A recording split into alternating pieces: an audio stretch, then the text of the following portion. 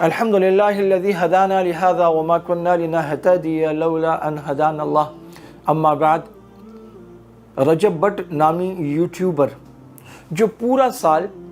Family vlog بناتا ہے، جس میں وہ اپنی بہن کو دھکا دیتے ہوئے اپنے دوستوں کے سامنے پھینک دیتا ہے، جس میں وہ اپنی ماں کو پکڑ کر زبردستی اپنی بغلیں سنگھاتا ہے، جس میں وہ اپنے باپ کو تنگ کرتا ہے، جس میں وہ اپنے گھر کی دیگر خواتین کے ساتھ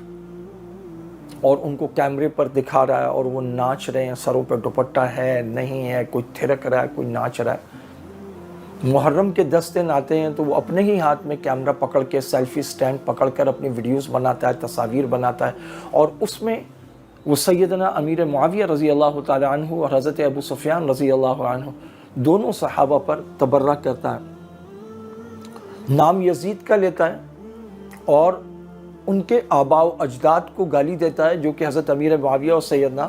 ابو سفیان رضی اللہ تعالی عنہ ہیں.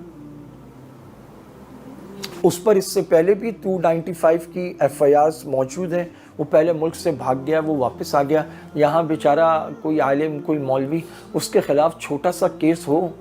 تو مساجد مدارس کی بھی پرواہ نہیں کی جاتی، ان کا بھی تقدس پامال کر دیا جاتا ہے. اور ایک کنجر اور میراثی اور اپنی ماں بہن بیٹیوں کو دکھا کر یوٹیوب پر پیسے کمانے والا دیوس، اور وہ بھی کیسے عجیب لوگ ہیں جنہوں نے اسے آئیڈیل بنا رکھا ہے، اس کے چینل کو سبسکرائب کر رکھا ہے. اس سے معلوم ہوتا ہے ہمارے یہاں شعور، ادراک، آگہی اور تعلیم کی کتنی کمی ہے کہ ایسے لوگ کو ملینز لوگ فالو کر رہے ہیں.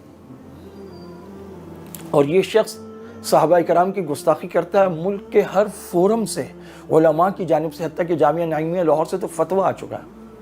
اس سب کے باوجود اس شخص کو گرفتار نہیں کیا جا رہا، اس پر باقاعدہ مقدمہ نہیں چلایا جا رہا، اور اسے قرار واقعی سزا نہیں دی جا رہی. اور وہ 295 کی FIR کے باوجود پاکستان نہ صرف یہ کہ کامیابی سے واپس آتا ہے، بلکہ وہ ویڈیوز بنا رہا ہے، وہ ویڈیوز اپلوڈ ہو رہی ہیں، وہ چل رہی ہیں، اور وہ خود وہ پکڑا ہوا ہے. اس نے سیلفی سٹینڈ اور وہ کہیں پانی تقسیم کرتا ہوا نظر آ رہا ہے، کہیں لوگوں کو آٹوگراف دیتا ہوا نظر آ رہا ہے، کہیں وہ لوگوں کے ساتھ سیلفیاں، اور لوگ ہر طرف سے، چاہے وہ فیس بک ہو، سوشل میڈیا، دیگر پلیٹ فارمز ہو، مطالبہ کر رہے ہیں اس کو گرفتار کیا جائے، اس کو پکڑا جائے. یہی تو وجہ ہے کہ پھر آخرکار لوگوں کے سینے پھٹتے ہیں، لوگ قابو سے باہر ہوتے ہیں جب وہ دیکھتے ہیں کہ صحابہ کرام کی گستاخی ہو رہی ہے، مقدسات کی گستاخی ہو رہی ہے، تو پھر وہ قانون کو مجبور ہو کے ہاتھ میں لیتے ہیں. آپ اس سے پہلے مجرم کو پکڑ کر اسے قرار واقعی سزا کیوں نہیں دیتے؟ اس قوم کا تماشا کیوں بنا رہے ہیں؟ امن کا تماشا کیوں بنا رہے ہیں؟ آپ ایسا موقع کیوں لوگوں کو دیتے ہیں کہ لوگ اٹھیں اور قانون ہاتھ میں لیں؟ صحابہ کرام رضوان اللہ علیہم اجمعین وہ شخصیات ہیں جنہوں نے آپ صلی اللہ علیہ وسلم سے وفا نبھائی ہے، آپ صلی اللہ علیہ وسلم کی شاگردی کی ہے، آپ کی اقتداء کی ہے، آپ کی غلامی کی ہے، آپ کے ساتھ مل کر اسلام کا دفاع کیا، اسلام کی دعوت دی ہے، اسلام کے لیے لڑے، حتیٰ کہ ان میں وہ صحابی بھی شامل ہیں. آپ صلی اللہ علیہ وسلم ان سے کہہ رہے ہیں میرے ماں باپ تجھ پر قربان، چلا تیر چلا. ایسے ایسے صحابہ موجود ہیں. ان صحابہ پر جب کوئی تبرہ کرتا ہے جن کے بارے میں قرآن کریم جا بجا رضی اللہ عنہم راشدون فائزون کتب اللہ فی قلوبہم الایمان، ایسے لوگوں کے بارے میں جب کوئی زبان تان دراز کرتا ہے اور پھر قانون اسے نہیں پکڑتا، قرار واقعی سزا نہیں دیتا، پھر لوگوں کے سینے ابلتے ہیں، پھر لوگ قانون میں ہاتھ لیتے ہیں، قانون کو ہاتھ میں لیتے ہیں اور ایسے لوگوں کو ٹھوک دیتے ہیں. خدا را اس سے پہلے کہ کوئی سر پھیرا اٹھے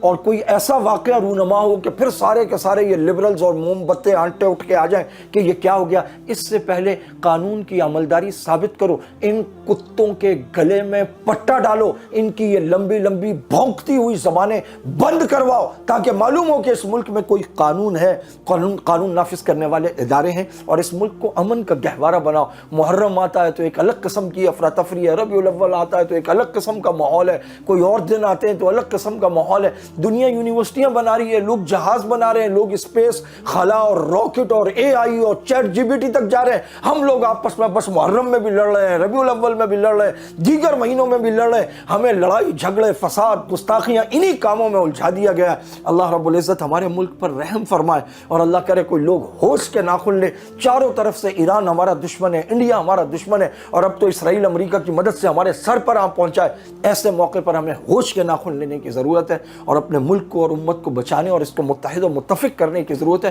اور اس میں آگ لگانے والا اگر کوئی فیکٹر ہے تو وہ ایران کا وہ فرقہ وارانہ لٹریچر ہے اور ایران میں پڑھ کر آنے والے یہ متعصب فرقہ پرور لوگ ہیں اور شام سے لڑ کے آنے والے یہ قاتل ہیں جو ملک میں فرقہ واریت کی آگ کو دہکاتے ہیں، جو یہاں گندی تقریریں کرتے ہیں، جو صحابہ پر تبرک کرتے ہیں، جو یہاں گستاخی میں زبانیں لمبی کرتے ہیں، اور وہ قاتل جو یہاں آ کر علماء کو قتل کرتے ہیں اور ہمارے مذہبی رہنماؤں کو قتل کرتے ہیں اور جگہ جگہ ٹارگٹ کلنگ کرتے ہیں، ان سب کو روکا جانا چاہیے۔ یہ وہ فیکٹر ہے جس پر آپ نے قابو پا لیا، انشاءاللہ آپ دیکھیں گے پاکستان امن کا گہوارہ بنے گا اور آگے بڑھے گا۔